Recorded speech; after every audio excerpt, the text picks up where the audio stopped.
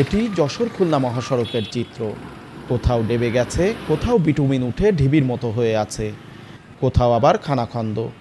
রাস্তার ধুলাই ঢেকে যাচ্ছে চারপাশ, ঝুঁকি নিয়ে চলছে যানবাহন। দুটি প্যাকেজে ৩২১ কোটি টাকা ব্যয়ে ৩৮ কিলোমিটারের এই সড়কটি নির্মাণ করলেও ১.৫ বছরের মধ্যে আবারও চলাচলের অনুপযোগী হয়ে পড়েছে। রাস্তা খুবই খারাপ এবং এখানে আপনার ১ ঘন্টা ২০ মিনিট সর্বোচ্চ লাগে যশোর থেকে খুলনা, কিন্তু আমাদের ২.৫ ঘন্টা লেগে যাচ্ছে।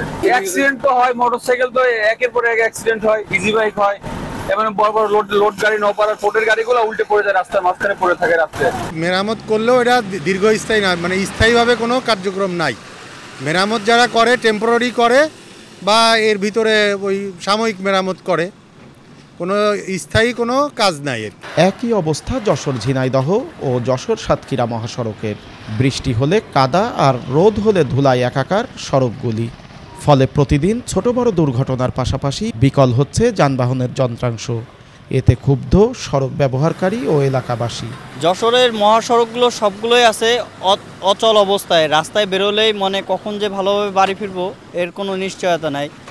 রাস্তার নামে দিন দুপুরে ডাকাতি করে লুটপাট করে নিয়ে যাচ্ছে হাজার হাজার কোটি টাকা, কিন্তু সাধারণ জনগণ এর কোনো সুবিধাই পাচ্ছে না।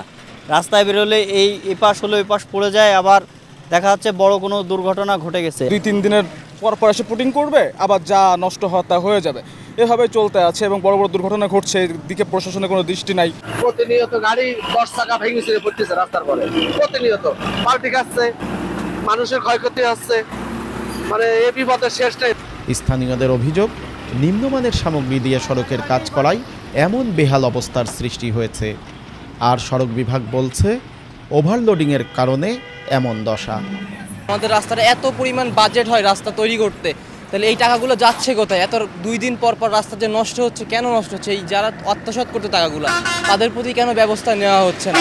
আমাদের দাবি একটাই, রাস্তার জন্য যে এত বাজেট, আমরা ২ দিন পর গাড়ির জিনিস নষ্ট হচ্ছে, আমরা গাড়ি চালায় শান্তি পাচ্ছি না, এটা কেন? এই যারা দুর্নীতি, এদের প্রতি হচ্ছে একটা ব্যবস্থা গ্রহণ করা উচিত। আসলে এটা main road, Jessore Khulna main road, তা এটা মনে হয় না।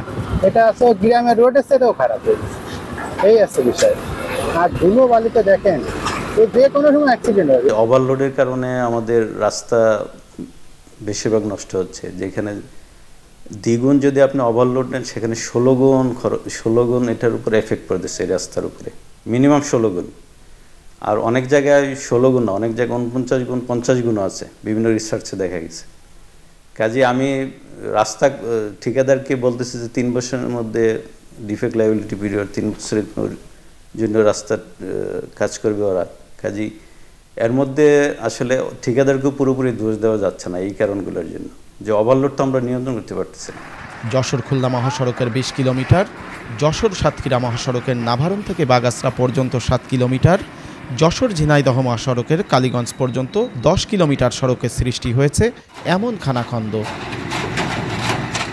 তৌহিদুর রহমান, চ্যানেল 24, যশোর।